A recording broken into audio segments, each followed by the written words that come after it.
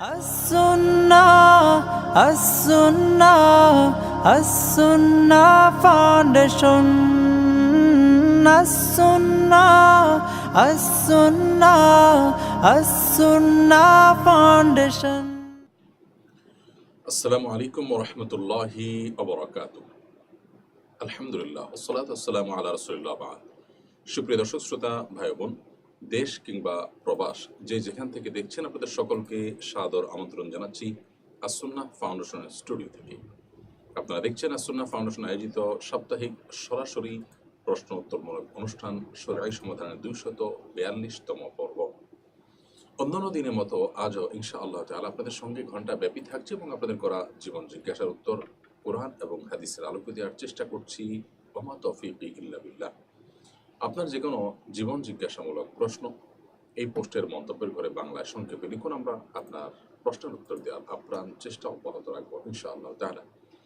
আপনারা এই লাইভ অনুষ্ঠানটি দেখতে পাচ্ছেন আমাদের ভেরিফাইড ফেসবুক পেজ থেকে, As Sunnah foundation verified Facebook page, আমাদের ইউটিউব চ্যানেল এবং অন্যান্য পেজ এবং চ্যানেল সমূহে একযোগে। যে কোনো জায়গায় প্রশ্ন করলে ইনশাআল্লাহ আমরা আপনাদের প্রশ্নকে কালেক্ট করে উত্তর দেওয়ার চেষ্টা অব্যাহত রাখবো। প্রিয় দর্শক, আস-সুন্নাহ ফাউন্ডেশনের কোনো আপডেট জানানোর মতো থাকলে আপনাদেরকে আমরা লাইভের শুরুতে জানিয়ে থাকি।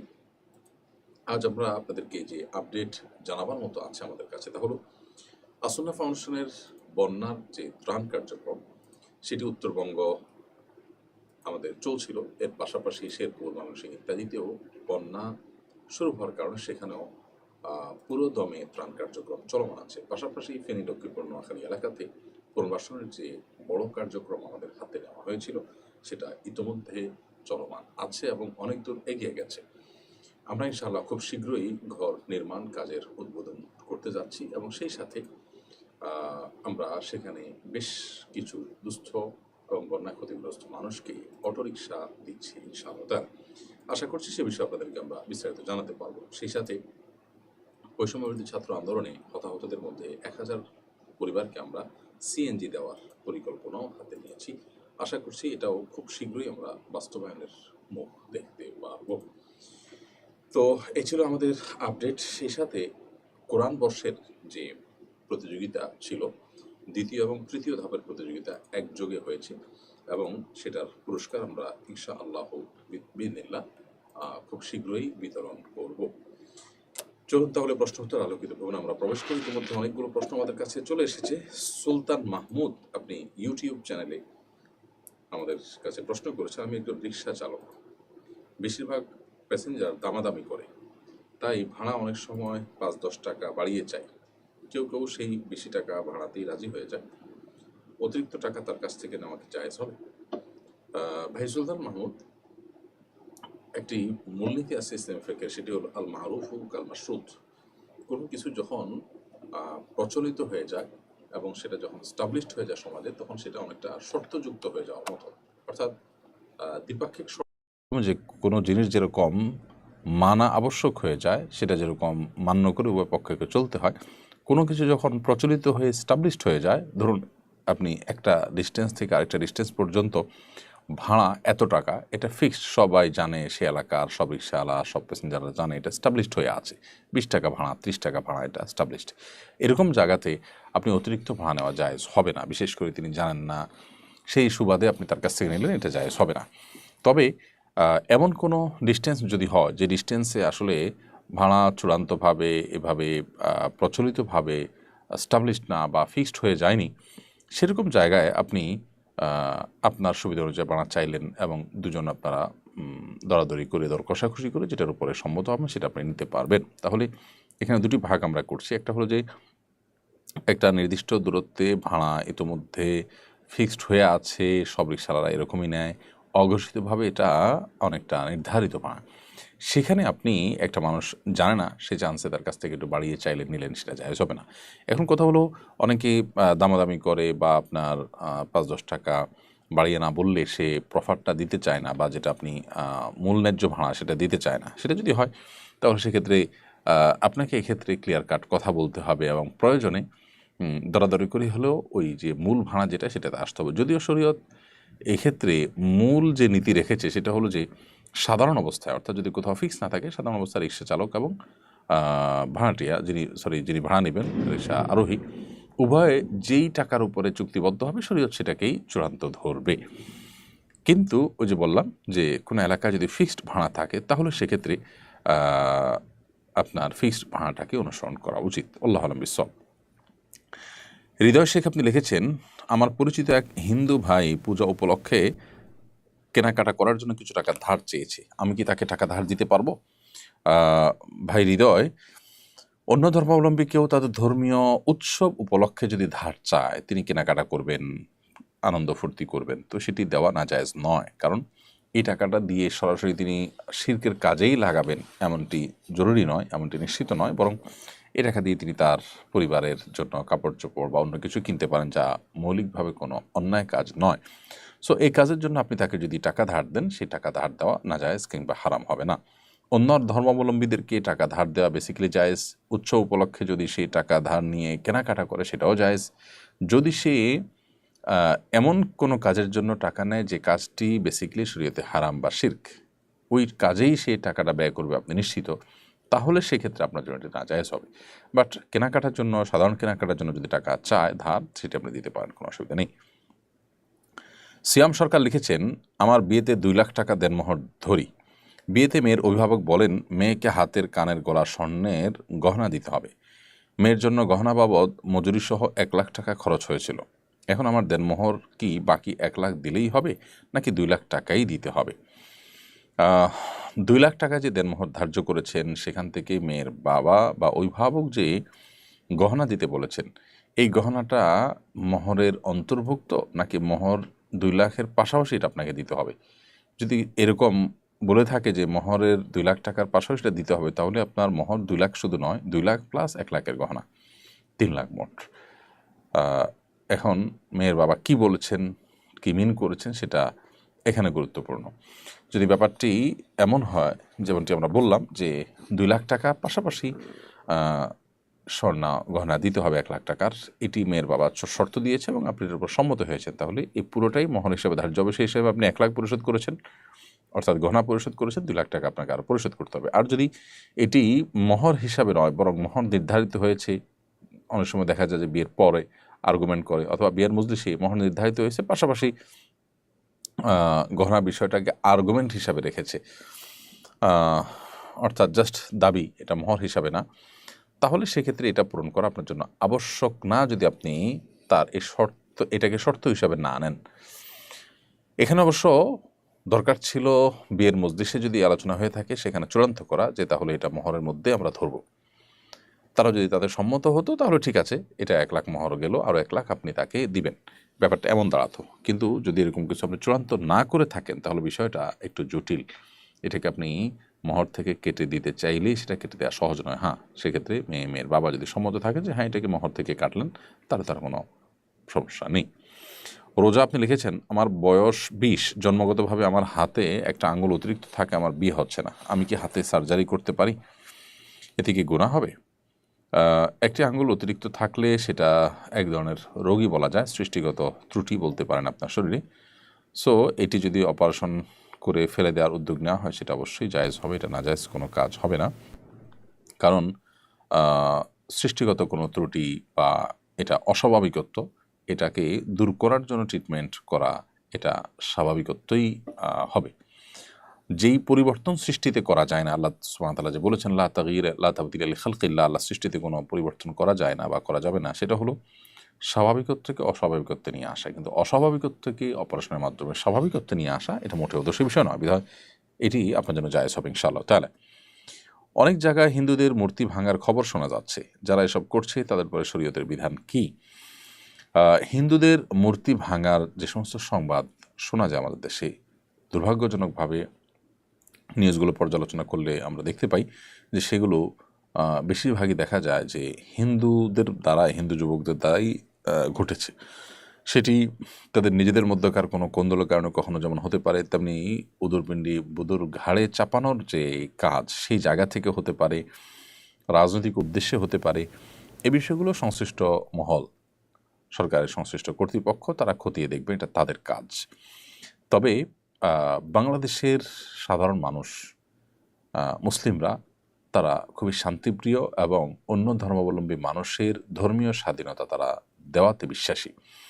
ইসলামও অন্য ধর্মের মানুষের ধর্মীয় উপাসনালয় কিংবা তাদের মূর্তি প্রতিমা বা তাদের এ জাতীয় কোনো কিছুতে কোনো প্রকার আঘাত করবার নির্দেশটা আমাদেরকে দেয় না, বরং নিষেধ করে। নবী করিম সাল্লাল্লাহু আলাইহি ওয়াসাল্লাম তো রণাঙ্গনে যুদ্ধক্ষেত্রে অমুসলিমদের সাথে যুদ্ধ লড়াই চললেও তাদের উপাসনালয়ে উপাসনাকারীদের উপরে আঘাত করতে নিষেধ করেছেন। তাহলে সেই ধর্মের অনুসারী হয়ে কেউ কোনো মূর্তি ভাঙবে, এটা আসলে কল্পনাই করা যায় না। বাংলাদেশের মানুষ যে পরিমাণ শান্তিপ্রিয় এবং যে পরিমাণ সম্প্রীতি বজায় রাখতে বদ্ধপরিকর এবং রাখার ঐতিহ্য বাংলাদেশে রয়েছে, এই ঘটনার সাথে মুসলিম যুবকরা জড়িত সেটি একান্ত যদি কখনো পাওয়া যায় তাহলে সেটি বলতে হবে যে নিছকই বিচ্ছিন্ন ঘটনা কিংবা কোনো রাজনৈতিক উদ্দেশ্য প্রণোদিত। তারপরও কোনো মুসলিম যদি এটি করেন তার জেনে রাখা উচিত যে কাজটি গর্হিত, কাজটি অন্যায়। ইসলাম তাকে সে রাইট বা অধিকার দেয়নি। তিনি দাওয়াতি কাজ করবেন, কিন্তু অন্য ধর্মাবলম্বীদের ধর্মীয় কাজে হস্তক্ষেপ করার অধিকার তাকে দেওয়া হয়নি। আল্লাহ সুবহানাহু ওয়া তাআলা বলেছেন লা ইকরাহা ফিদ্দীন, ধর্ম গ্রহণের ক্ষেত্রে কোনো প্রকার জোর জবরদস্তি চলবে না, যে আমি জোর করে একটা কিছু চাপিয়ে দিলাম, সেটা করা যাবে না। একে তানিম আপনি লিখেছেন, আমাদের সময় ইমাম মাহদির আগমন ঘটলে আমাদের করণীয় কি, আমরা কিভাবে তার দ্বারা যোগদান করব এবং কিভাবে বায়াত গ্রহণ করব। ইমাম মাহদির আগমন ঘটার আগে পৃথিবীতে আরও কিছু ঘটনা ঘটবে, দাজ্জাল, ইয়াজুজ মাজুজ, অনেক কিছু ঘটবে পৃথিবীতে। তো ইমাম মাহদির আগমন এর আগের সেই বিষয়গুলো যেহেতু ঘটেনি, অতএব এখন হঠাৎ করে ইমাম মাহদি এসে যাবে ব্যাপারটা সেরকম না। কিন্তু আপনি যেহেতু জানতে চেয়েছেন, আমরা মূল বিষয়টা বলতে পারি যে ইমাম মাহদির আগমন যদি ঘটে তাহলে সেক্ষেত্রে আমাদের কাজ হবে কি? আমাদের কাজ হবে তিনি ন্যায়নিষ্ঠের কথা যখন বলবেন, ইনসাফের কথা বলবেন, তখন আমরা তার অনুসরণ করব এবং ইমানদাররা গোটা পৃথিবীতে ইমানদাররা দলে দলে তার অনুসরণ করবে। তার অনুকরণ করা এবং তার হাতে বায়াত গ্রহণ করে এটা আমাদের কর্তব্য হবে। আপনি ইমাম মাহদিকে চিনবেন কীভাবে, এটা হলো বড় প্রশ্ন। ইমাম মাহদি হওয়ার বিষয়ে হাদিসে যে সমস্ত আলামতের কথা বলা আছে, যে পরিস্থিতিতে তার আগমনের কথা বলা আছে, পৃথিবী লালায়িত থাকবে, গোটা বিশ্ব জুলুমে পরিপূর্ণ হয়ে যাবে, কোথাও ইনসাফ এর নামগন্ধ থাকবে না। এরকম ভয়ঙ্কর এক পৃথিবীতে মানুষ হাহাকার করবে একজন ইনসাফকার মানুষের জন্য। ঠিক ওই সময় তার আবির্ভাব ঘটবে এবং খুব স্বাভাবিকভাবেই তাকে জানা যাবে যে তিনি ত্রাণকর্তা। তো তখন তার অনুসরণ করাটা আমাদের কর্তব্যের অংশ হবে। এরপরে নাইমুর এসকে আপনি লিখেছেন, আমি একজন ইন্ডিয়ান, আমি আলেম না, আমি কি আমার মায়ের জানাজা পড়াতে পারবো? জানাজা পড়ানোর জন্য শর্ত কি? হ্যাঁ ভাই নাইমুর, আপনি আপনার মায়ের জানাজা পড়তে পারেন, যদিও জানাজা পড়াতে পারেন, যদিও জানাজার সম্পর্কে অনেক উলামা ইকরাম, ফুকাহা হানাফ সহ অন্য উলামা ইকরামের মত হলো যে স্থানীয় ইমাম সাহেব তিনি পড়ানোর জন্য অগ্রাধিকার তার, কিন্তু অভিভাবক যদি পড়াতে চান তিনি পড়াতে পারবেন। আর জানাজা নামাজের ইমামতির জন্য নিজের মায়ের জানাজা, বাবার জানাজা পড়ানোর জন্য আলেম হওয়া শর্ত কিন্তু নয়। আপনাকে জানাজা পড়ানোর পদ্ধতি জানা থাকতে হবে। জানাজা পড়ানোর পদ্ধতি কি? জানাজা পড়ানোর পদ্ধতি হলো আপনি আল্লাহু আকবার বলে হাত বেঁধে সানা পড়বেন, তারপর অনেক ইমামদের মধ্যে সূরা ফাতিহা পড়বেন। যদি হানাফি মাযহাবের মুফতাবিহি কওল বা ফতোয়া যে কওলের পরে সেটা হলো যে শুধু সানা পড়বেন। হানাফি মাযহাবের অন্যান্য উলামা ইকরাম সূরা ফাতিহার কথাও কেউ বলেন। তো যাই হোক, দ্বিতীয় তাকবীরের পর আপনি দুরূদ শরীফ পড়বেন। তৃতীয় তাকবীরের পর মুর্দার জন্য দোয়া করবেন, আল্লাহুম্মা গফির লি হাইয়িনা ওয়া মাইয়িতিনা, আরও যে দোয়া বর্ণিত আছে হাদিসে। এরপর চতুর্থ তাকবীরের পর ডান দিকে এবং বাম দিকে আপনি সালাম ফেরাবেন। একদিকে সালাম ফেরানোর কথাও হাদিসে আছে, দুদিকে সালাম ফেরানোর কথাও হাদিসে আছে। বাস এই নিয়ম যদি আপনার জানা থাকে, এই নিয়মের ভিত্তিতে আপনি ইমামতি করতে পারবেন। এর জন্য বিশেষ আর কোনো যোগ্যতার প্রয়োজন নেই। বাংলাদেশের যে কোনো সিনেমা মুক্তির জন্য একটা কর্তৃপক্ষের অনুমোদন লাগে। আগে সেই কর্তৃপক্ষের নাম ছিল সেন্সর বোর্ড, এখন এর নাম পরিবর্তন হয়েছে সার্টিফিকেশন বোর্ড। এই কর্তৃপক্ষ সিনেমায় কোনো আপত্তিকর দৃশ্য বা প্রাপ্তবয়স্কদের উপযোগী কন্টেন্ট থাকলে সিনেমার মুক্তি আটকে দিত। এবার এই প্রতিষ্ঠানে এরকম একটি দৃশ্য সংবলিত সিনেমা মুক্তি দিচ্ছে। পত্রিকার ভাষ্যমতে মুক্তি পাচ্ছে দেশের প্রথম অ্যাডাল্ট ফিল্ম। বিষয়টা কীভাবে দেখছেন? এ বিষয়ে বার্তা 24, প্রথম আলো সহ বিভিন্ন গণমাধ্যমে নিউজ হয়েছে। আমরা যতটুকু দেখেছি তার ভিত্তিতে আমি বলতে পারি খুবই দুর্ভাগ্যজনক একটি ঘটনা ঘটতে যাচ্ছে। নতুন বাংলাদেশে অনেক কিছুরই পরিবর্তন হবে স্বাভাবিক, কিন্তু সেই পরিবর্তনটা মানুষ আশা করে জনগণের চিন্তা ভাবনার আলোকে যেন পরিবর্তন হয়, অর্থাৎ পরিবর্তনটা যেন জন আকাঙ্ক্ষার বিরুদ্ধের কোনো পরিবর্তন না হয়। বাংলাদেশের মানুষ আসলে এই ধরনের সেন্সরহীন, অর্থাৎ আপনার তথাকথিত অ্যাডাল্ট ছবির মুক্তি এদেশের সাধারণ মানুষ চায় কিনা, যিনি নিজে এগুলো দেখেন তিনিও চান কিনা যে সমাজে এগুলো অবারিত থাকুক বা এগুলোর বাধা না থাকুক, এটা চায় কিনা। এর উত্তর হলো যে আপনি আপনার নিজের বিবেককে জিজ্ঞেস করলে দেখতে পাবেন যে আসলে বাংলাদেশের সাধারণ মানুষ নিজে যাই হোক না কেন বাংলাদেশে এরকম কোনো কিছু হোক সেটা মানুষ চায় না। পৃথিবী কি করছে না করছে, পৃথিবী কোথায় আছে, তার চাইতে বড় কথা হলো যে এদেশের মানুষ কি চাচ্ছে। যদি সেটা আমাদের উন্নতি অগ্রগতির পথে কোনো বাধা না হয় তাহলে কোনো আকাঙ্ক্ষাকে শ্রদ্ধা দেখানো উচিত। এবং আমাদের দেশের মানুষের যে ধর্মীয় মূল্যবোধ আছে, আমি শুধু মুসলমানদের কথা বলছি না, মুসলমান, হিন্দু, খ্রিস্টান, বৌদ্ধ, সবার ধর্মীয় মূল্যবোধের পরিপন্থী বিষয়টি।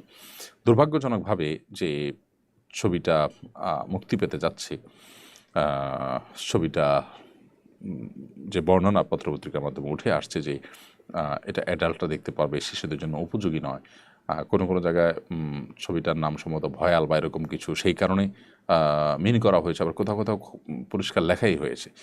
তো এ বিষয়ে সংশ্লিষ্ট কর্তৃপক্ষকে আমরা আরও দায়িত্বশীল আচরণের কথা বলবো এবং আমরা আহ্বান করব তারা যেন এ জাতীয় কোনো কিছু না করেন, যাতে তথাকথিত অ্যাডাল্ট ছবি মুক্তি পাবে এবং সেখানে আপত্তিকর দৃশ্যগুলো চলে যাবে, সেন্সর হবে না।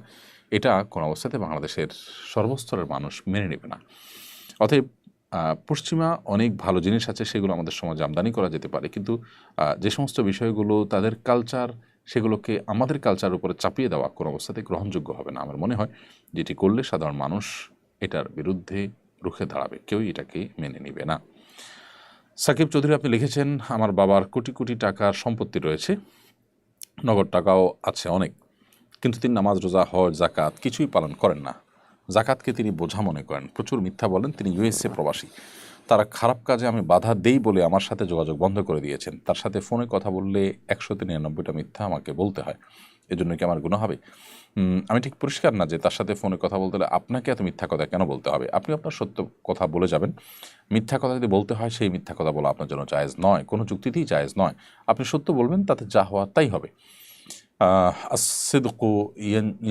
আসিদকু ইউনজি ওয়াল কাযিবু ইউহলিক। সিদক বা সত্যতা, সত্যবাদিতা, এটা মানুষকে মুক্তি এনে দেয়, আর মিথ্যা মানুষকে ধ্বংস করে, নবী সাল্লাল্লাহু আলাইহি ওয়াসাল্লাম বলেছেন। সো আপনি যত ক্ষতি হোক না কেন আপনাকে সত্য কথাই বলতে হবে, কোনো যুক্তিতে আপনি মিথ্যা বলতে পারেন না। আর তিনি বাবা হিসাবে যত অন্যায় কাজ করুক না কেন আপনি তার সাথে দুর্ব্যবহার করবেন না। আপনি আপনার জায়গা থেকে কথা বলবেন, খোঁজ খবর নেবেন, সন্তান হিসাবে আপনার দায়িত্ব আপনি পালন করার চেষ্টা করবেন, তাকে সদুপদেশ দেওয়া অব্যাহত রাখবেন, অন্য কারোর মাধ্যমে উপদেশ দেওয়াবেন, আল্লাহর কাছে দোয়াও করবেন, কিন্তু সেই সাথে আপনার তার সাথে যে সাধারণ কানেকশন আছে, সাধারণ যোগাযোগ আছে, সেটা অব্যাহত রাখতে হবে। এমডি সাকিব, আপনি লিখেছেন, আমরা নোয়াখালীতে থাকি, এখানকার স্থানীয়। আমার বাবার ঢাকা একটা ফ্ল্যাট আছে, সেখানে আমার ভাই থাকে, আমরা সেখানে মাঝে মধ্যে যাই। সেখানে গেলে কি আমাদের কসর আদায় করতে হবে? আমরা সেখানে থাকি না, মাঝে মধ্যে যাই।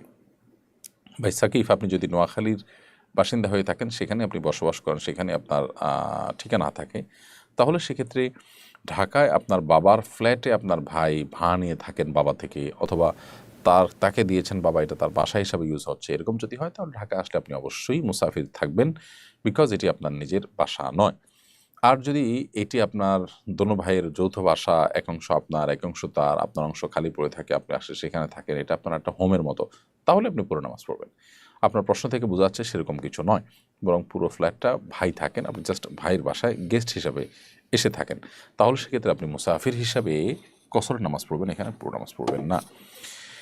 এরপরে প্রশ্ন হলো, দিন দিন ইসরায়েলের দৌরত্ব বেড়েই চলেছে, ফিলিস্তিনের বাইরেও তারা থাবা বসাচ্ছে, লেবাননের পর বৈরুতেও হামলা করেছে।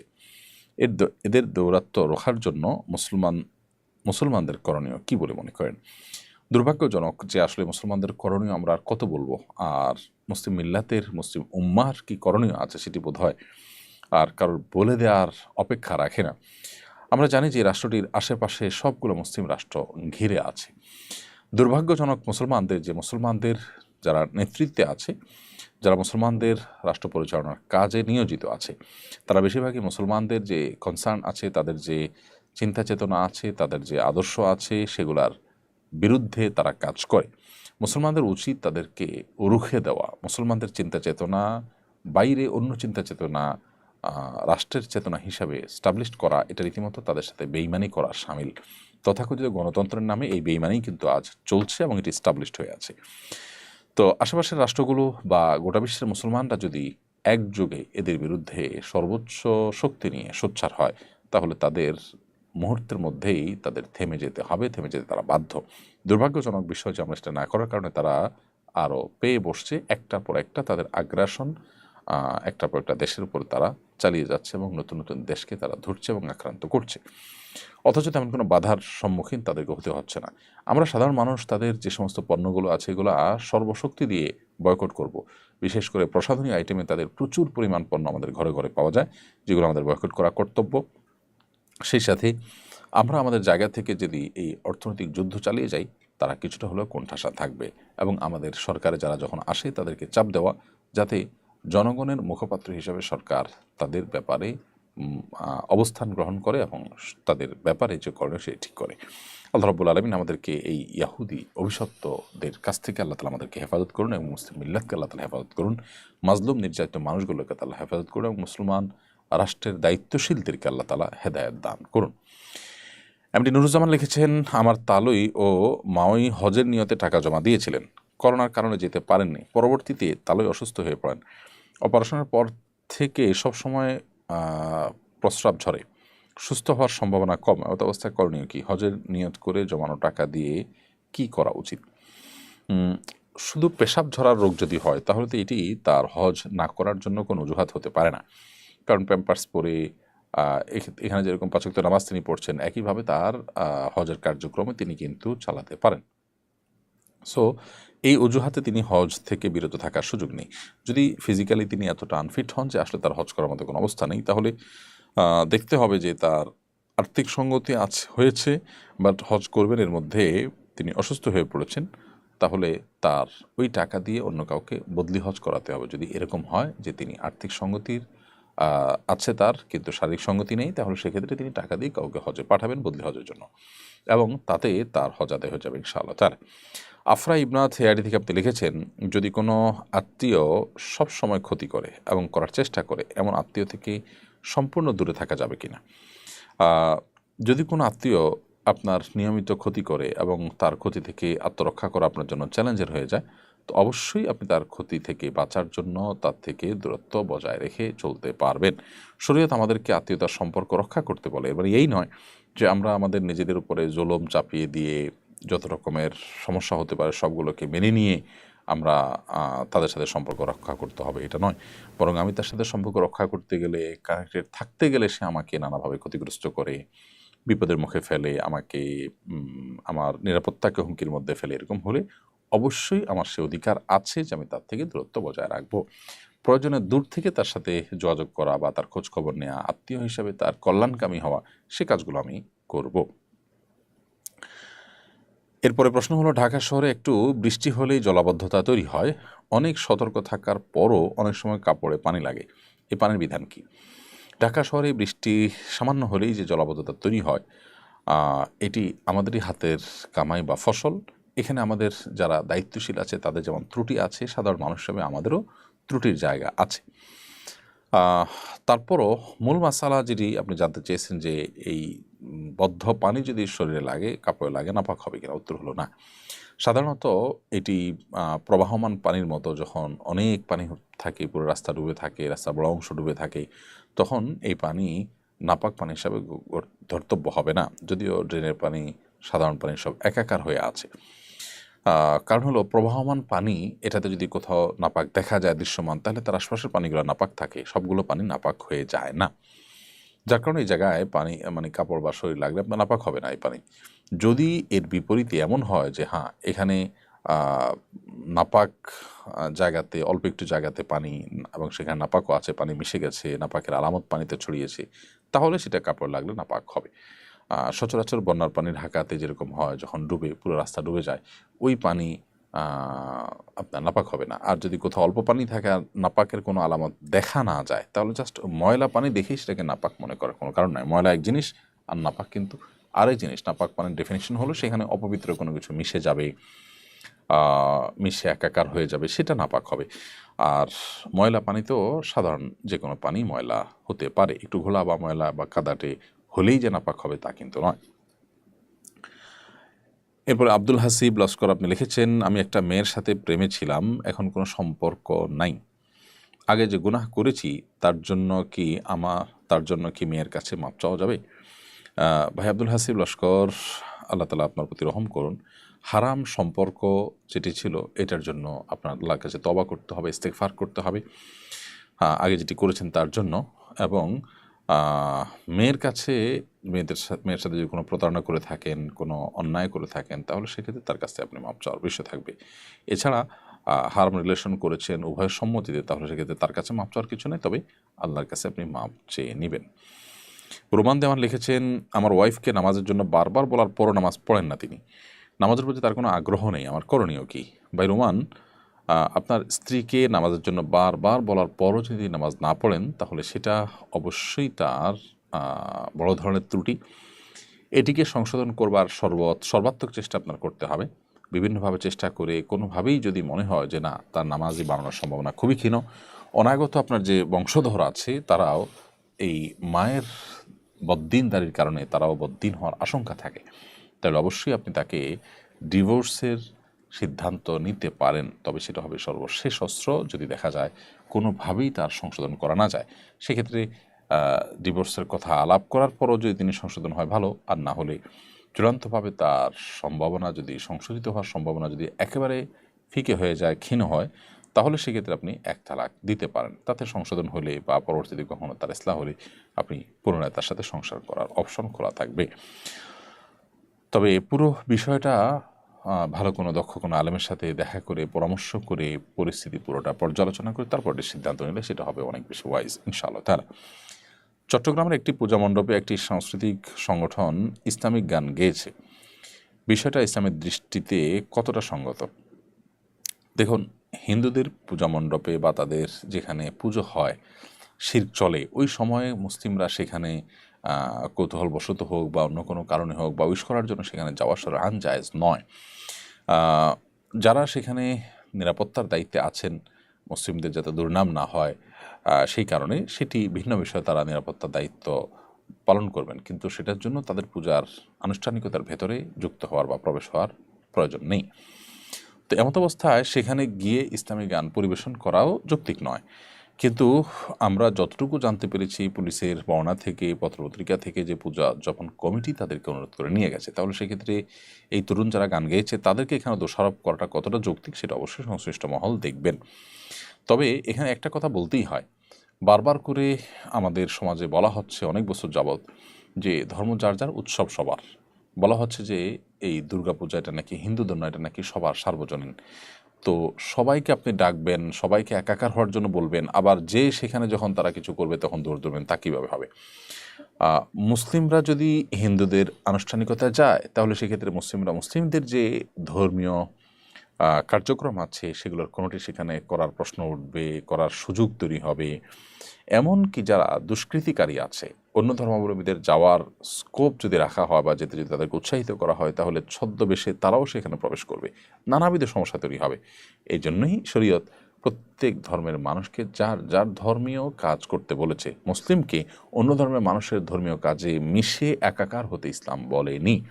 কেন আমাদের এই মুখরোচক এবং ইসলাম পরিপন্থী বিষয়গুলো অযৌক্তিক এবং সেগুলো আমাদের করা উচিত নয়, সেটি এরকম নানা ঘটনার মধ্য দিয়ে প্রমাণিত হয়। আপনি মুসলমানদের সেখানে যেতে বলবেন, একাকার হতে বলবেন, উৎসব ভাগাভাগি করতে বলবেন, তো মুসলমান তো মুসলমানের মতো করে উৎসব ভাগাভাগি করবে, এ ধরনের অনভিপ্রেত ঘটনা ঘটবে। অতএব ধর্ম যার যার, উৎসব সবার, এই জায়গাটাতে আমাদের থাকতে হবে এবং এখানে আমরা থাকলে আশা করা যায় এরকম অনাকাঙ্ক্ষিত অনেক বিষয় কিন্তু এড়ানো সম্ভবপর হবে। এরপর প্রশ্ন করেছেন বাঙালি আইডি থেকে আপনি, কারো যদি জন্ম থেকে খাতনা করা থাকে তাহলে তার বিধান কি? জন্ম থেকেই খাতনা করা আছে, খাতনা করাবার মতো কোনো জায়গা নেই, এরকম যদি থাকে তাহলে তার খাতনা করানো লাগবে না। আর যদি কিছুটা থাকে কিন্তু তারপরেও খাতনা করানো যায়, খাতনার যে মূল বিষয়টা আসলে যে উপরের যে মুখের যে চামড়া আছে, এই চামড়াতে পেশাব জমে থাকে, এটা কেটে ফেলা। এখন এটা পুরোটাই যদি আপনার আগে থেকে দেখা যায় যে না, থাকে না, তাহলে তো এটার নতুন করে খাতনা করার প্রশ্ন আসে না। কিন্তু যদি কিছুটা থাকে তাহলে সেক্ষেত্রেও খাতনা আপনাকে করতে হবে। প্রিয় দর্শক, দেখতে দেখতে আমরা অনুষ্ঠানের একেবারে শেষ প্রান্তে চলে এসেছি। সময় হয়েছে একটি বিরতিতে যাওয়ার। আশা করছি বিরতির পর আমরা আবারও ফিরে আসবো, আমাদের সঙ্গে আপনারা থাকবেন। জাযাকুমুল্লাহ। অসহায় দরিদ্রদের দারিদ্র্য দূরীকরণ ও স্বাবলম্বীকরণের লক্ষ্যে আসুন্নাহ ফাউন্ডেশন পরিচালনা করছে স্বাবলম্বীকরণ প্রকল্প। স্বাবলম্বীকরণ প্রকল্পের আওতায় এ যাবৎ প্রায় ৩,০০০ মানুষকে প্রশিক্ষণ ও স্বাবলম্বীকরণ উপকরণ প্রদান করা হয়েছে। আপনার জাকাতের অর্থে স্বাবলম্বী হতে পারে অসহায় দরিদ্র মানুষ। আসুন্নাহ ফাউন্ডেশনের জাকাত তহবিলে জাকাত পাঠাতে ভিজিট করুন www.asunnahfoundation.org/donate/zakat। বিরতির পর আবার আপনাদেরকে স্বাগতম শরীয়ত সমাধান অনুষ্ঠানে। আপনারা দেখছেন আসুন্নাহ ফাউন্ডেশন আয়োজিত সাপ্তাহিক প্রশ্ন উত্তরমূলক অনুষ্ঠান শরীয়ত সমাধানের 242তম পর্ব। বিরতির আগে আমরা অনেকগুলো প্রশ্ন উত্তর দিয়েছিলাম। এই পর্যায়ে যে প্রশ্নটি আমি দেখতে পাচ্ছি তা হলো, আমার ছেলের বয়স 15 বছর, তার জন্ম আমেরিকা এবং এখানেই লালিত পালিত হয়েছে সে। সম্প্রতি আমি জানতে পেরেছি এক মেয়ের সঙ্গে তার সম্পর্ক অত্যন্ত ঘনিষ্ঠ, তাদের মধ্যে শারীরিক সম্পর্ক রয়েছে। আমার মনে হচ্ছে এই জন্য আমি নিজেও দায়ী, আল্লাহ হয়তো আমাকে এই জন্য শাস্তি দেবেন। আল্লাহর শাস্তি থেকে কীভাবে মুক্তি পেতে পারি? দেখুন, সন্তানের প্রতি বাবা মা হিসেবে আমাদের যে দায়িত্বশীলতা আছে সেটাতে কোনো প্রকার ঘাটতি হলে অবশ্যই তার জন্য দায় আমাদের উপর আসবে। কারণ নবী করিম সাল্লাল্লাহু আলাইহি ওয়াসাল্লাম বলেছেন, কুল্লু মৌলুদিন ইউলাদু আলাল ফিতরা। প্রত্যেক বাবা মা, প্রত্যেক মানুষ তার দায়িত্বের অধীনে মানুষদের পরে জিজ্ঞাসার মুখোমুখি হবেন। ঠিক একইভাবে বাবা মা তারাও তাদের সন্তানদের দায়িত্বশীল হিসেবে তাদেরও জিজ্ঞাসা মুখোমুখি হতে হবে। তো যেহেতু ইতিমধ্যে আপনার ভুলের কারণে যে ক্ষতি হয়ে গেছে, তার জন্য এখন আপনার দুইভাবে প্রায়শ্চিত্ত করতে হবে। প্রথমত আল্লাহর কাছে আপনার কৃত অবহেলা এবং ত্রুটির জন্য ইস্তেগফার, তওবা, ক্ষমা প্রার্থনা সেটা করে যেতে হবে এবং পরবর্তীর জন্য আপনার সর্বোচ্চ সতর্ক থাকা লাগবে সন্তানদের ব্যাপারে।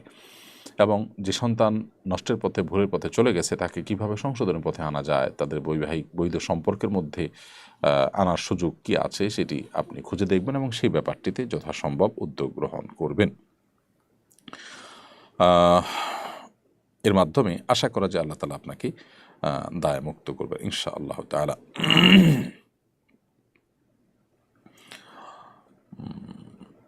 এরপর প্রশ্ন করেছেন, কেউ যদি মুসলিম থেকে কোনো কারণে অমুসলিম হয়ে যায়, তার বৈবাহিক সম্পর্ক অক্ষুণ্ণ থাকে কিনা?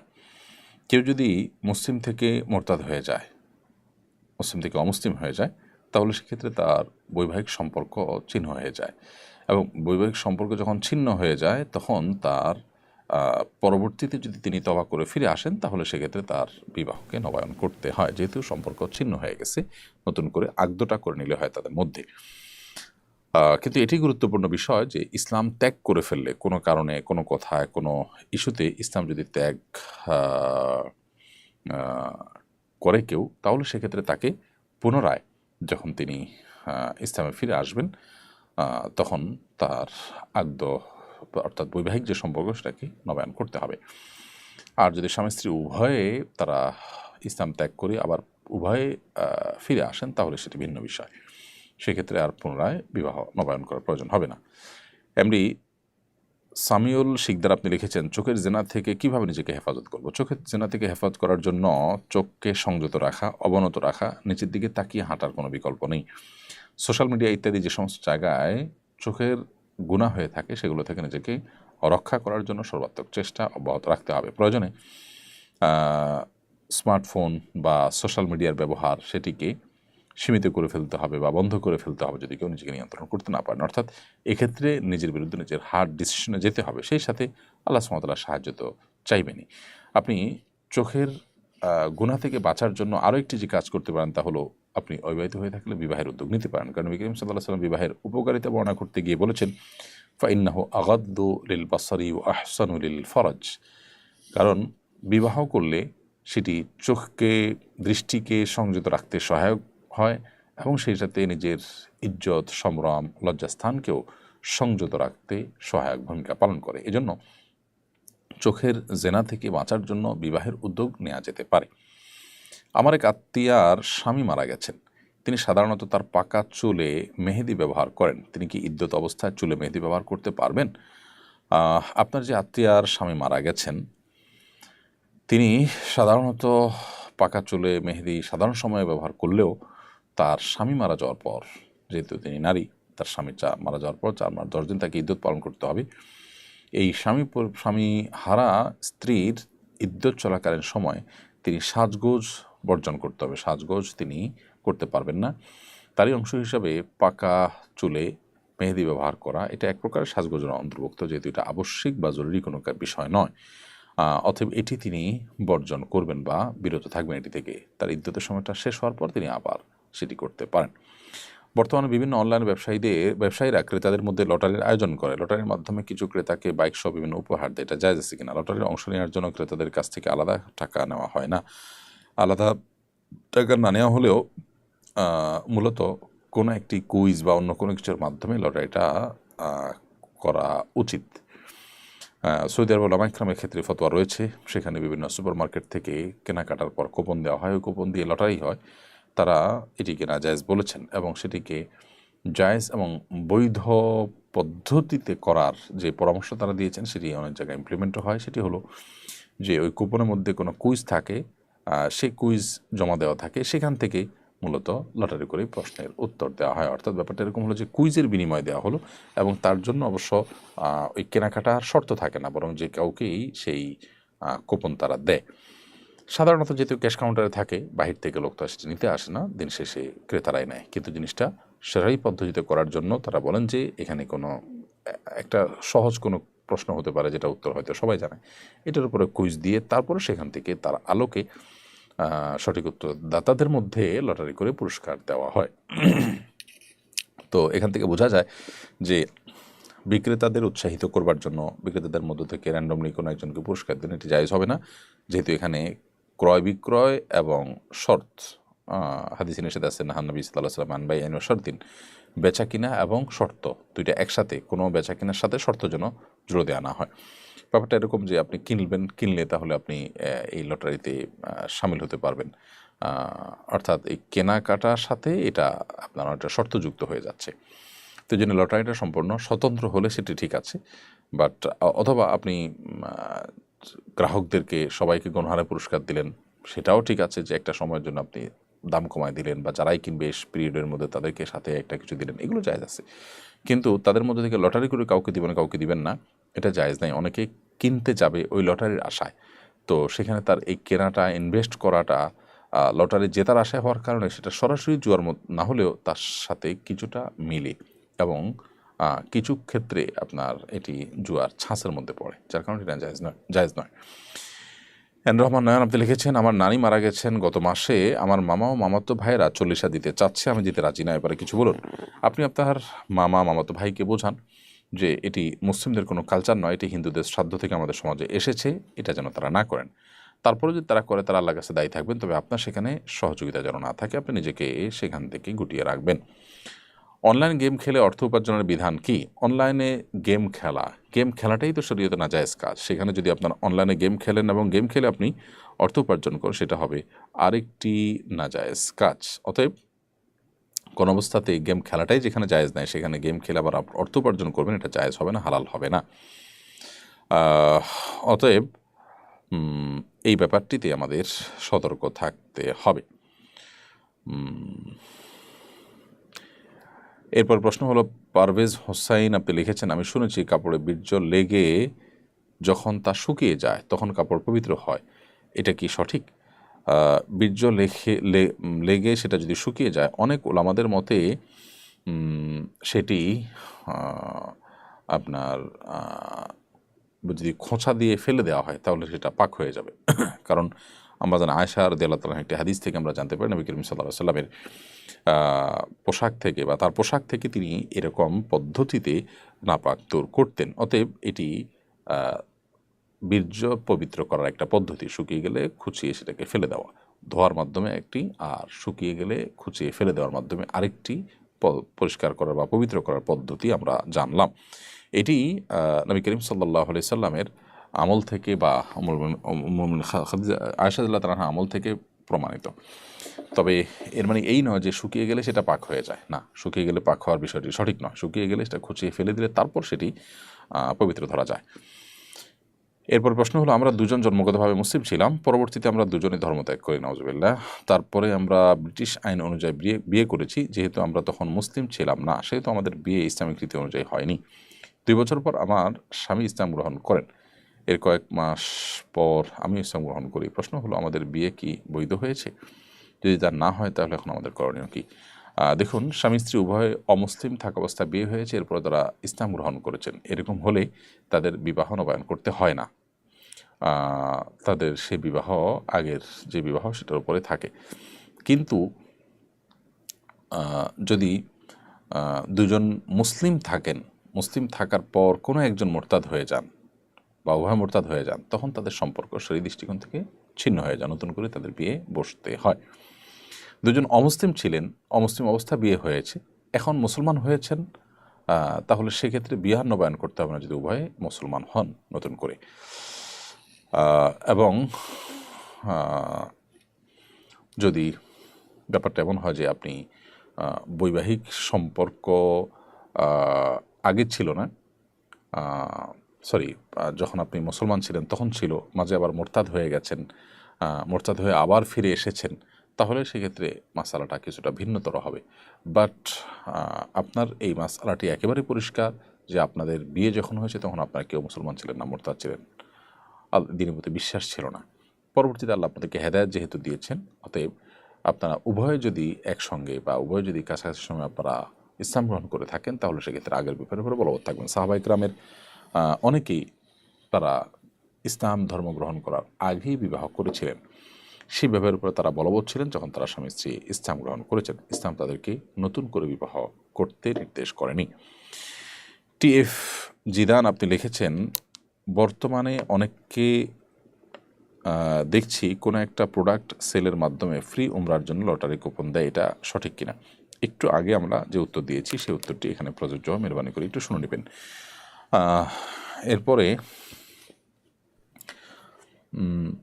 আব্দুস সাত্তার শেখ সাকিব আপনি লিখেছেন, আমি একজন আনসার বিজিবির সদস্য, আমাকে জিজ্ঞাসা করা হয়েছিল পূজার ডিউটি করব কিনা, আমি রাজি হয়েছি, আমার গুনাহ হবে কিনা। দেখুন, সাধারণ অবস্থাতে একজন মুসলিম অন্য ধর্মাবলম্বীদের কোনো শিরকের কাজে সহযোগী হবে না, কিন্তু তাদের সেই কাজে কেউ বাধা সৃষ্টি করে মুসলিমদের দুর্নাম করতে পারে, মুসলিমদের ক্ষয়ক্ষতির মধ্যে ফেলতে পারে, সেই জায়গা থেকে তাদের নিরাপত্তা দেওয়া বা কোনো প্রকার সেখানে অপ্রীতিকর ঘটনা যেন ঘটতে না পারে তার জন্য সতর্ক থাকাটা নিষিদ্ধ নয়। আপনি সেই দৃষ্টিকোণ থেকে সেই নিয়তে যখন এটি করবেন সেটি আপনার জন্য নাজায়েজ হবে না। এবারে শহীদুল ইসলাম শহীদ লিখেছেন, কারোর সাথে উঠা বসা, মুসাফাহা এবং খাওয়া দাওয়া করলে ইমান চলে যায় কি? না, কারোর সাথে উঠা বসা, মুসাফা বা খাওয়া দাওয়া করলে ইমান যাবে কেন? এমনকি যদি অমুসলিমের সাথেও উঠা বসা হয়, মুসাফা হয়, খাওয়া দাওয়া হয়, তাহলে সেক্ষেত্রেও ইমান যায় না। হিন্দুদের মধ্যে জাতফাতের ব্যাপার আছে যে মুসলমানের ঘরে খেলে গেলে জাত চলে যায় ইত্যাদি ইত্যাদি। মুসলমানদের মধ্যে এরকম কোনো ধারণা নেই। নবী করিম সাল্লাল্লাহু আলাইহি সাল্লাম ইয়াহুদির বাসায় গিয়েছেন, তাদের দাওয়াত গ্রহণ করেছেন, খেয়েছেন, তাদের সাথে বসে খাবার গ্রহণ করেছেন, এগুলো কোনোটাই যদি তার জন্য অসুবিধা না হয় তাহলে সেক্ষেত্রে আমরা কেন সেটাকে সমস্যা মনে করব? অবশ্যই এটি ঈমান যাওয়ার মতো কোনো বিষয় নয়। গফরুল ইসলাম বিজয় আপনি লিখেছেন, নাপাক অবস্থায় দোয়া করলে দোয়া কবুল হবে কিনা? নাপাক অবস্থায় দোয়া করলেও দোয়া কবুল হবে। দোয়া এত জরুরি একটি বিষয় যে শরীয়ত এটার জন্য ওযু বা পবিত্রতাকে শর্ত হিসাবে আরোপ করেনি। নামাজের জন্য যেরকম ওযু করতে হবে, দোয়ার জন্য আপনাকে কিন্তু ওযু করতে হবে না। বিনা ওযুতে আপনার দোয়া কবুল হবে। এমনকি গোসল ফরজ হয়েছে, কেউ এই সময় যদি আল্লাহর কাছে মনে মনে দোয়া করে, জায়েজ আছে। অর্থাৎ দোয়া করার জন্য পবিত্রতা শর্ত নয়। যদিও পবিত্র অবস্থায়, ওযু অবস্থায় দোয়া করতে পারলে বেশি ভালো, কারণ আপনি যত ভালো অবস্থায় করবেন, যত পবিত্র অবস্থা করবেন, তত বেশি আপনার জন্য সেটি ভালো হবে, সন্দেহাতীতভাবে দোয়া কবুলের সম্ভাবনাকে বৃদ্ধি করবে। এমনি সানোয়ার রহমান সৌরভ আপনি লিখেছেন, আমার আব্বা জীবিত নেই, আমার চাচা জীবিত আছেন, কিন্তু তিনি আমার দাদিকে দেখাশোনা করেন না। চাচা জীবিত থাকাকালীন দাদিকে দেখাশোনা করা আমার উপরে কতটা জরুরি? ভাই সানোয়ার সৌরভ, আপনার বাবা যেহেতু জীবিত নাই, আল্লাহ নবতি রহম করুক, চাচা জীবিত আছেন, তো আপনার চাচা যদি আপনার দাদিকে দেখাশোনা না করেন তাহলে অবশ্যই নাতি হিসাবে আপনার কর্তব্য হবে। যদি চাচাদের কেউ বা ফুপু তারা কেউ দেখাশোনা না করেন, তখন আপনি তার নাতি হিসাবে, তার রক্তের সন্তানের সন্তান হিসাবে আপনার কর্তব্য হবে তাকে সাধ্য অনুযায়ী সেবা করা, তার খরচ খরচা দেওয়া ইত্যাদি। যদি চাচা না করেন বা অন্যরা না করেন। আর যদি তারা করেন তাহলে সেক্ষেত্রে এটা আপনার উপরে দায় না বর্তালেও নৈতিকভাবে আপনি আপনার বাবার প্রতি আপনার যে দায়বদ্ধতা আছে, দাদি হিসাবে আপনার ব্লাড সম্পর্কীয় বা রক্ত সম্পর্কীয় যে আত্মীয় হিসাবে আপনি অবশ্যই আপনার সাধ্য অনুযায়ী তার সেবা শুশ্রূষা করার চেষ্টা করবেন। এরপর শরীফা সুলতানা আপনি লিখেছেন, মাসিক অবস্থায় কি ঘুমানোর আগে সূরা মুলক পড়া যাবে? মাসিক অবস্থায় ঘুমানোর আগে আপনি বিভিন্ন দোয়া পড়তে পারেন, কোরআন কারীমের দোয়ামূলক আয়াতগুলো, কিন্তু সূরা মুলক এটিতে আসলে দোয়ামূলক কোনো আয়াত নয়, দোয়ামূলক কোনো বিষয় না, বরং এটি কমপ্লিট একটি সূরা, সেই জন্য এটি আপনি পড়বেন না।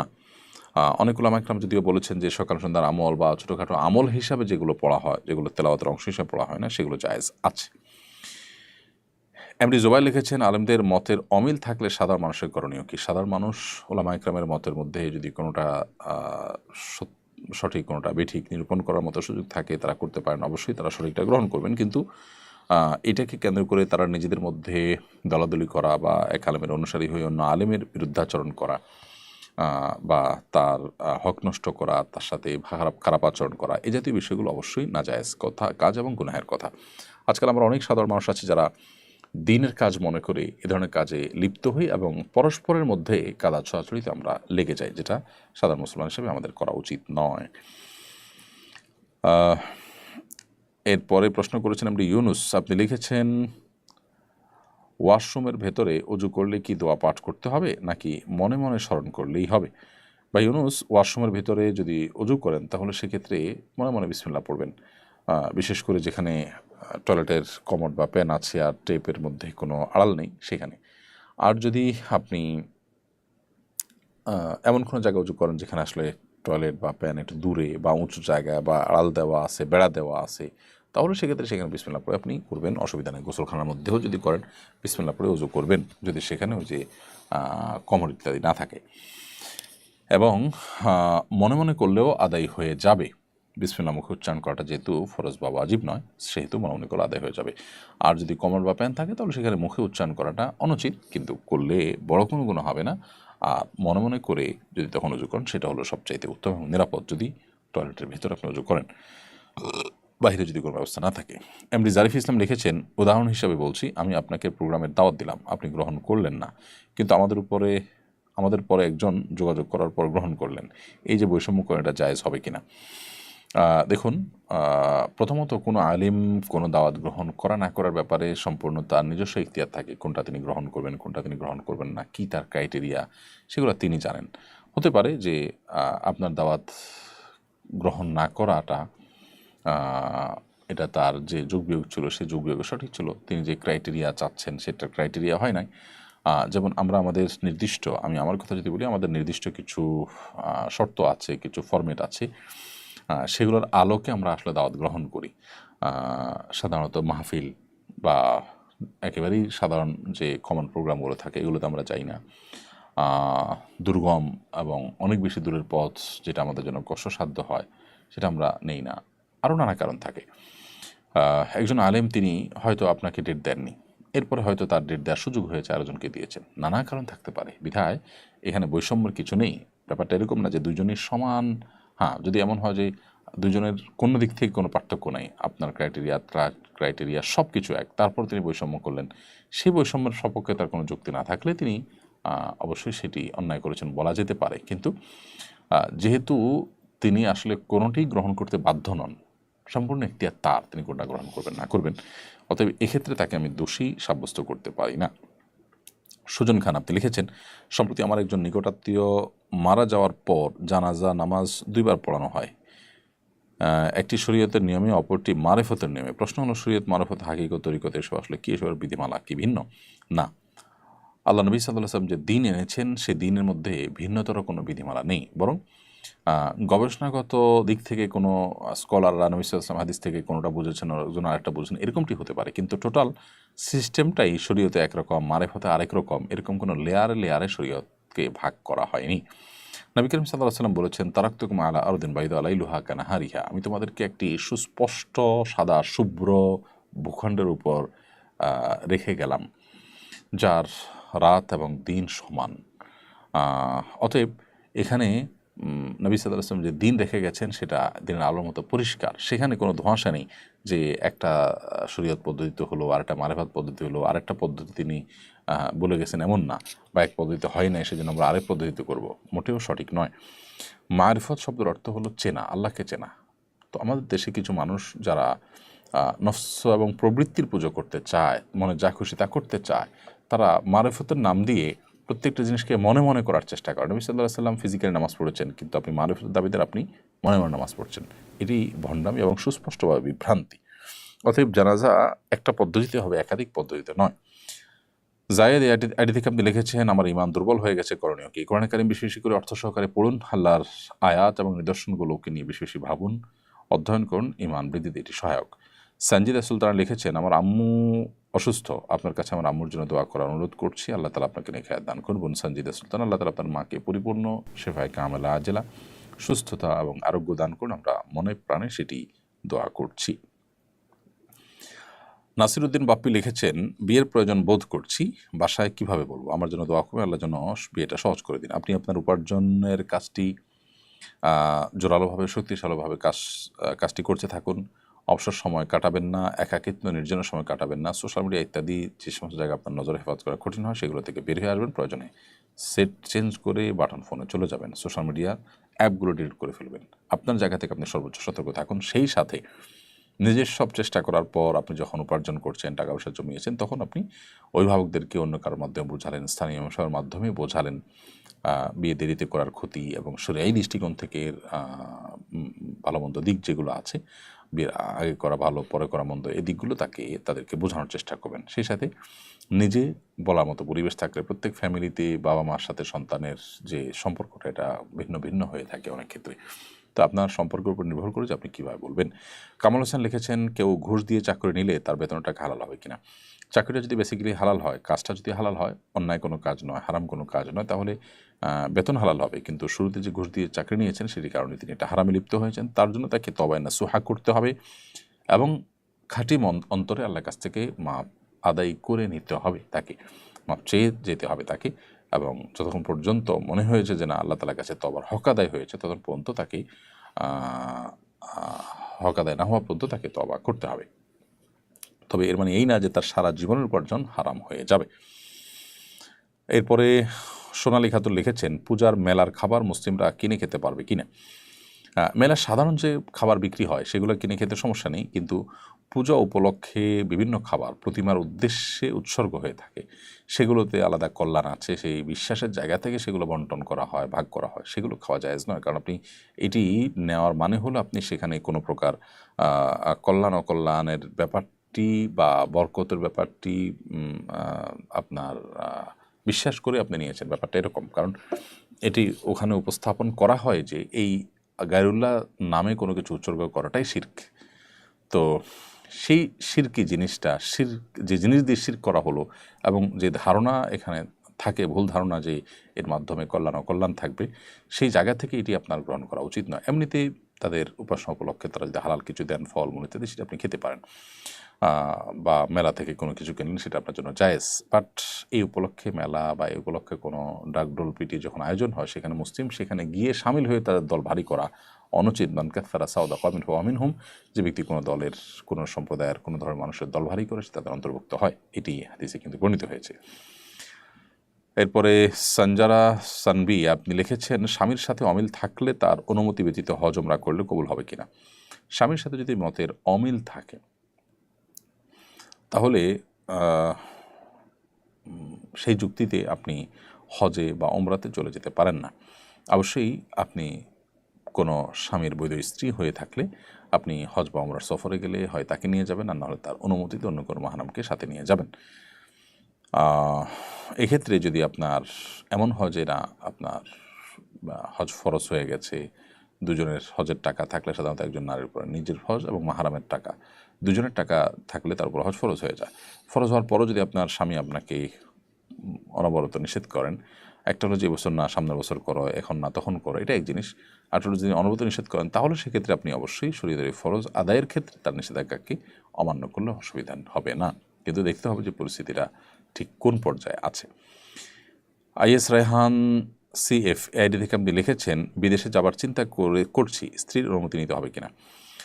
অবশ্যই বিদেশে যদি আপনি স্থায়ীভাবে বসবাস বা দীর্ঘমেয়াদে কয়েক বছর থাকবেন, সাধারণত শ্রমিক হিসাবে যারা যেয়ে থাকেন, সেরকম কোনো ব্যাপার থাকলে বা পড়াশোনার জন্য গেলে তো লম্বা একটা সময় থাকা লাগে, সেক্ষেত্রে অবশ্যই স্ত্রীর অধিকার ব্যাপারটি এখানে চলে আসে।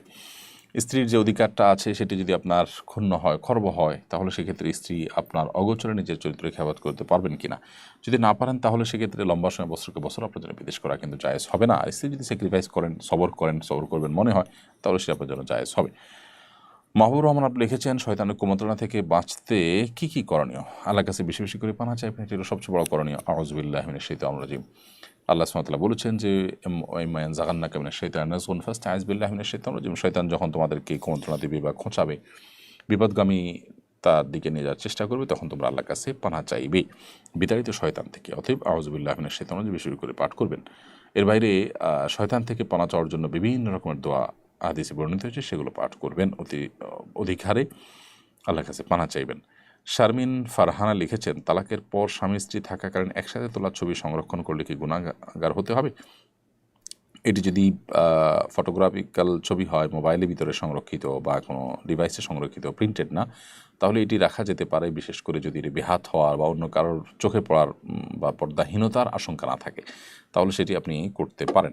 যদিও অনেক উলামায়ে কেরাম এই ফটোগ্রাফিক্যাল ছবিও প্রয়োজন ছাড়া তোলাকে নাজায়েজ বলেছেন। সেই হিসাবে এটি না রাখলে বা না তুলতে পারলে তাকওয়ার নিকটবর্তী হয়, যেহেতু মতপার্থক্যের ঊর্ধ্বে আপনি উঠতে পারলেন। বাট আমি মৌলিকভাবে প্রিন্টেড না হলে এই ছবি, যেগুলো ফটোগ্রাফিক ছবি আছে, সেই ছবি এটাকে হারাম মনে করি না। যে সমস্ত উলামায়ে কেরাম হারাম মনে করেন না, তাদের মতটি আমার কাছে শক্তিশালী মনে হয়। সেই দৃষ্টিকোণ থেকে বলেছি যেটি জায়েজ আছে, যদি অন্যদের চোখে পড়ে পর্দাহীনতার আশঙ্কা না থাকে। জিয়াউর রহমান লিখেছেন আমার আম্মুর নাম মাসুমা বেগম, মাসুমা নামটি বলা জায়েজ আছে কিনা। মাসুমা মানে আসলে নিষ্পাপ নারী। এখানে হয়তো আপনার অর্থে কি জানি, রূপক অর্থে তিনি সতী সাতবিশে অর্থে ধরা যায়, সেই অর্থে এটা জায়েজ আছে। সাধারণত নামের যে অর্থ, এটা শিরকপূর্ণ যদি না হয় বা খুব বেশি গর্হিত সেই দৃষ্টিকোণ থেকে না হয়, তাহলে এটা জায়েজ আছে। আমাদের কারোর নাম দেখা গেল মাহমুদ মানে প্রশংসিত, তিনি আসলে প্রশংসিত না, এমনও তো হতে পারেন, তাই বলে তার নামটা রাখা না জায়েজ হবে না। সেই জায়গা থেকে আপনার মায়ের নাম মাসুমা বেগম রাখা না জায়েজ হবে না ইনশাআল্লাহ। উম্মাইরা আঞ্জুম আপনি লিখেছেন স্বামীর মঙ্গল কামনা যদি নফল রোজা রাখতে চাই, ঠিক জায়েজ হবে। হ্যাঁ, অবশ্যই স্বামীর কল্যাণ যেন হয়, তার মঙ্গল যেন হয়, সেজন্য আপনি নফল রোজা রাখলেন, নফল কোনো আমল করলে সেটি জায়েজ আছে। এমডি রিয়াজুল ইসলাম লিখেছেন বাংলা অক্ষরে কোরআন মজিদ পড়া যাবে কিনা। বাংলা অক্ষরে আপনি উচ্চারণ দেখে দেখে কোরআনে কারিম তেলাওয়াত করলে সেটি জায়েজ হবে না। সারা বিশ্বের সব উলামায়ে উপরে একমত। কারণ পৃথিবীর কোনো ভাষাই অন্য ভাষার উচ্চারণ দিয়ে পরিপূর্ণভাবে উচ্চারণ করা যায় না। বিশেষ করে কোরআনের ক্ষেত্রে যেহেতু আল্লাহর কালাম বিকৃতির আশঙ্কা থাকে, সেজন্য উলামায়ে এটিকে নিষেধ করেছেন। আপনি প্রয়োজনে বাংলা অর্থ পড়ে আল্লাহ কি বলেছেন সেই মেসেজগুলো, সেই বার্তাগুলো গ্রহণ করবেন, অথবা আপনি সেখানে কোরআনে কারিমের তেলাওয়াত শুনবেন, অথবা নিজে শুদ্ধ করার জন্য চেষ্টা করবেন, কিন্তু বাংলা উচ্চারণ দেখে দেখে কোরআন তেলাওয়াত করবেন না। এরপরে মোহাম্মদ আজিজুল ইসলাম আপনি লিখেছেন আমার বাড়ি ঢাকা থেকে অনেক দূরে, এখন আমি ঢাকায় আছি 3 মাসের জন্য, এখন কি আমি মুসাফির হিসাবে গণ্য হব। ঢাকা থেকে যেহেতু আপনার বাড়ি সফরের দূরত্বে 70-75 কিলোমিটারের বেশি, তো আপনি ঢাকায় যেহেতু আছেন 3 মাসের জন্য, অতএব আপনি এখানে মুসাফির হিসেবে গণ্য হবেন না। 3 মাস এখানে থাকবেন কোনো কাজে, একটা গন্তব্য, একটা ঠিকানা আপনার এখানে আছে, তাহলে আপনি এখানে মুসাফির হিসেবে গণ্য হবেন না। স্বপন আহমেদ আপনি লিখেছেন শরীরের ট্যাটু আঁকা কি জায়েজ আছে। না, শরীরের ট্যাটু আঁকা জায়েজ নেই। নবী করিম সাল্লাল্লাহু আলাইহি ওয়াসাল্লাম বলেছেন লাআনাল্লাহুল ওয়াশিমা ওয়াল মুস্তাওশিমা, যারা উল্কি আঁকে বা অঙ্কন করে দেয় তাদের উপর আল্লাহ তাআলা লানত বর্ষিত হয়। ট্যাটুটা তার চেয়ে তার ভয়াবহ বিষয়, এবং বিশেষ করে এটি একবার অঙ্কন করার পর শরীর থেকে এটি রিমুভ করা অলমোস্ট অসম্ভবের মতো ব্যাপার হয়ে যায়। উজুর ব্যাপার থাকে। অনেক কোম্পানি ট্যাটুর ব্যবসা করে, তারা নিজেরা ফতোয়া দেন যে ট্যাটু আঁকলে নাকি অজু হয়। চামড়ার উপরে আলাদা প্রলেপ পড়ে যাওয়ার কারণে মূলত অজু হবে না। অতএব এ ব্যাপারে সতর্ক থাকতে হবে, এটি জায়েজ নয়। আবুল কালাম আজাদ লিখেছেন মসজিদে প্রতি শুক্রবারে ফজরের সালাতে সূরা ইয়াসিন আংশিক তেলাওয়াত করার বিশেষ কোনো ফজিলত আছে কিনা। না, বিশেষ কোনো ফজিলত নেই। সূরা ইয়াসিন এমনি 10টা সূরার মতো, সূরা ইয়াসিনের ফজিলত সংক্রান্ত হাদিসগুলো দাঈফ সূত্রে বর্ণিত। আজান বিন নাজমুল আয়াত লিখেছেন আমার অনেক রাগ, আমার বাচ্চাটাকে আমি প্রচুর মারি, মারার পরে কান্না করি কিন্তু কন্ট্রোল করতে পারি না, প্লিজ পরামর্শ দিবেন। আপনি কোনো সাইকিয়াট্রিস্টের শরণাপন্ন হন, আমার মনে হয় আপনি মানসিক কোনো ডাক্তার দেখানো প্রয়োজন, সেই সাথে রুকিয়াও আপনি সমান্তরালভাবে করুন। আল্লাহ আপনাকে হেফাজত রাখুন। আল রাফির আম্মু আপনি লিখেছেন আইডি থেকে, কোনো মেয়ে যদি প্রাপ্তবয়স্ক হওয়া সত্ত্বেও তার পরিবার থেকে বিয়ে না দেয়, এতে কি মেয়েটার কোনো গুনাহ হবে? প্রাপ্তবয়স্ক হওয়া সত্ত্বেও যদি পরিবার বিয়ে না দেয়, গড়িমসি করে, সেক্ষেত্রে মেয়ের কোনো দায় থাকবে না। কিন্তু মেয়ে যদি নিজের চরিত্র হেফাজত করা অসম্ভব হয়, তাহলে সেক্ষেত্রে তার নিজের বিয়ের উদ্যোগ নিতে হবে তাকে। আবু সালেহ মোহাম্মদ লিটন লিখেছেন, জয়েন্ট পরিবারে আমার স্ত্রী ছাড়া কেউ পর্দা করে না, এর জন্য আমার করণীয় কি? আপনি নিজে নিজের চোখকে হেফাজত করবেন যথাসম্ভব, এবং আপনার স্ত্রীকেও অন্যদের গায়ের মানাম পুরুষদের নজর থেকে বাঁচানোর জন্য নানামুখী পথ আপনাকে অবলম্বন করতে হবে। একান্ত অসম্ভব হলে আপনি পৃথক হয়ে যেতে হবে। তারপরও পর্দার বিধানকে কোনোভাবে লঙ্ঘন করা যাবে না। নয়নতারা লিখেছেন, স্বামী সন্তান যেন সবসময় ভালো থাকে, তার জন্য কি দোয়া আছে? তার জন্য কি কোনো দোয়া আছে? সাধারণভাবে আল্লাহর কাছে দোয়া করবেন, আল্লাহ যেন নিরাপদ রাখেন। সকাল সন্ধ্যার দোয়াগুলো তাদেরকে পড়াবেন, নিজে পড়বেন, ইনশাআল্লাহ এর মাধ্যমে আল্লাহ তাআলা তাদেরকে সেফে রাখবেন। শায়লা ফারজানা লিখেছেন, স্বামী স্ত্রীর মধ্যে খুব বাজে রকমের ঝগড়া বিবাদ শুরু হলে করণীয় কি? আল্লাহর কাছে পানা চাইবেন। আউযুবিল্লাহি মিনাশ শাইতানির রাজিম পড়লে সাধারণত রাগ কমে যায়। রাগ হলে যে আমলগুলো আছে করণীয়, ওযু করা, বসা অবস্থায় থাকলে শুয়ে যাওয়া, অথবা দাঁড়ানো অবস্থা থাকলে বসে যাওয়া, কোনো জায়গা থাকলে সেই জায়গা থেকে বের হয়ে যাওয়া বা সরে যাওয়া, এগুলো রাগ প্রশমিত হতে সহায়ক হয়, সেগুলো করবেন। কারি মোহাম্মদ ফেরদাউস ইসলাম লিখেছেন, সব কিছু ঠিক রেখে প্যান্ট শার্ট পরে অফিস করা জায়েজ আছে কিনা? আমি সব কিছু ঠিক রেখে মানে বুঝিনি। প্যান্ট শার্ট যদি পরেন আর প্যান্ট যদি টাকার নিচে না যায়, কোনো অসুবিধা নেই অফিস করতে। ইফাত বিনতে মাথিন লিখেছেন, 25 থেকে 30 বছর বয়সে যদি চুল পেকে যায়, তাহলে চুলে কোনো কালার দেওয়া যায় আছে কিনা? না, আপনি কালার দিতে পারবেন, তবে ব্ল্যাক কালার নয়, আপনি মেহেদির কালার বা অন্য কোনো কালার দিতে পারবেন। মোহাম্মদ আয়াতুল্লাহ আল মারুফ লিখেছেন, সকালে ফজরের নামাজের পর ঘুমানোর পর ইসলাম কি বিধান কি? অনুত্তম, সুন্নাহর খেলাফ, কিন্তু কোনো কারণে যদি কেউ রাতে রিডিউ করে থাকেন, দেরিতে ঘুমিয়ে থাকেন বা অসুস্থ থাকেন, তার জন্য এটি নাজায়েজ কিংবা হারাম নয়। তবে সুন্নাহ হলো সকালে না ঘুমানো। নবী সাল্লাল্লাহু আলাইহি ওয়াসাল্লাম সাধারণত সকালে ঘুমাতেন না। প্রিয় দর্শক, দেখতে দেখতে আমরা অনুষ্ঠানের একেবারে শেষ প্রান্তে চলে এসেছি। 1 ঘন্টার বেশি সময় আজ হয়ে গেছে এবং প্রায় 70টির কাছাকাছি প্রশ্ন উত্তর আজকে আমরা দেওয়ার চেষ্টা করেছি। ইন আসাবতু ফামিন আল্লাহ, যদি সঠিক কিছু বলে থাকি এটি আল্লাহর তরফ থেকে, আল্লাহ তাআলার সাহায্যে। আল্লাহ বলিয়েছেন, ওয়াইন আখতাতু ফামিন্না মিনাশ শাইতান, যদি ভুল কিছু বলে থাকি আমার এবং শয়তানের তরফ থেকে। আল্লাহ রাব্বুল আলামিন আমাদেরকে কোরআন এবং হাদিসের আলোকে আমাদের জীবনকে আলোকিত করার তৌফিক দান করুন, সমৃদ্ধ করার তৌফিক দান করুন। দুনিয়া আখিরাতের সার্বিক কল্যাণ, সর্বাঙ্গীন মঙ্গলের পথে আল্লাহ তাআলা আমাদেরকে পরিচালিত করুন, হাঁটার তৌফিক দান করুন। আজ এ পর্যন্ত, ইনশাআল্লাহ দেখা হবে, কথা হবে আগামী সপ্তাহে ঠিক একই সময়। সে পর্যন্ত সকলের সুস্বাস্থ্য এবং নিরাপত্তা আল্লাহর কাছে কামনা করে আজকের মতো এখানে শেষ করছি। জাযাকুমুল্লাহু খাইরান, আসসালামু আলাইকুম ওয়া রাহমাতুল্লাহি ওয়া বারাকাতুহু। আসুন্নাহ ফাউন্ডেশন, উম্মার স্বার্থে